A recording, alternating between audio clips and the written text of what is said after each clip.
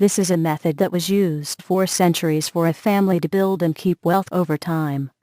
Before you implement any of these things, you must assess your family members and see if your family is responsible enough to not let wealth come between them. This, just like any other thing that can give you wealth or power, can be a double-edged sword that can bring your family together or split them apart. I say this as a sincere warning and not hype. The first thing your family must do is save. The trick is not to save in any government currency, but to save in preferably gold bullion. Gold has had a track record for 6,000 years of holding wealth. No government currency has never even come close. Your family must pick an annual date. This date must be known and agreed upon by everyone who is participating. On this annual date, everyone in the family who is old enough and capable of saving up the 1 troy ounce gold bullion coin should give the coins to one entrusted person. It is important that multiple people in the family keep a record on how much coins that person has entrusted to them. All records must agree. These 1 troy ounce gold bullion coins will belong to no one personally, it must belong to the family. Some rules should be understood and agreed upon with everyone who is participating. For ease of description from now on, I will refer to these gold bullion coins as the family pot. The family pot must only be used to acquire or build physical assets that will go up in value over time. These assets must be able to generate profits residually as soon as possible. Some examples of this are to start or buy a business, rental property, or any physical thing that can generate profits residually. The majority of the family must agree on who should borrow from the family pot.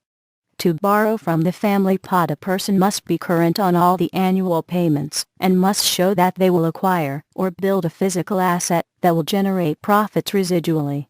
That person or that person's progeny will not be able to borrow again until all the gold they borrowed is repaid to the family pot.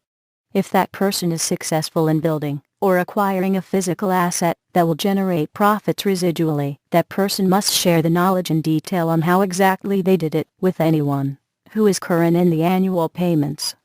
Also, this person must share any contacts that help them accomplish their goal of building or acquiring a physical asset that generates profits residually. If anyone is to use this knowledge, they must not set up a business too close to the original person, to avoid the act of competing with the original person.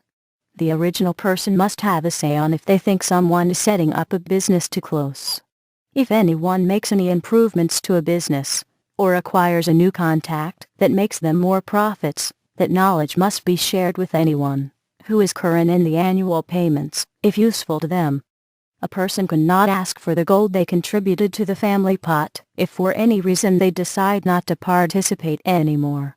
If someone passes away, half of their assets that are not part of their profit-generating business must be converted to gold bullion coins and become a part of the family pot.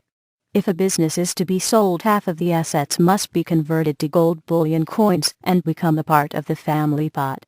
On the annual date, everyone should do an audit on the family pot to make sure it matches everyone's records. The person entrusted with the family pot is fully responsible for any discrepancies with the family pot and everyone's records.